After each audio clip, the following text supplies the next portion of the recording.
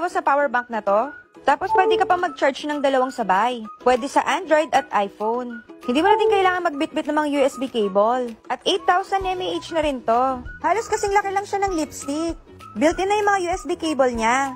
Ito yung pang iPhone, tapos ito naman yung pang Android. May kasama na rin siyang Type-C USB cable. Charge sa power bank. Perfect to sa mga maliliitang bag katulad ko. Pwede mo lang din kasi siyang isabit sa bag. At may stand din siya. Kaya pwede ka manood habang nagcha-charge. Pag nalobat ka, ilalagay mo lang yung phone mo dito. Kung nanonood ka naman, ilagay mo lang yung stand. Diba? Napaka-convenient. Pwede mo rin gamitin habang naka-charge. Ayan, ito try naman natin sa Android. Hihilain mo lang yung cable. Tapos, pwede ka na mag-charge. Ayan, at nagcha-charge siya. Ang galing, diba? Napakaliit, pero pwede ka mag-charge yung dalawang cellphone. Ayan, charging din siya. Napakadaling bitbitin kasi maliit lang. Pwede mo ring isabit sa bag mo. Walang makalat na cable. Perfect na perfect to pang travel.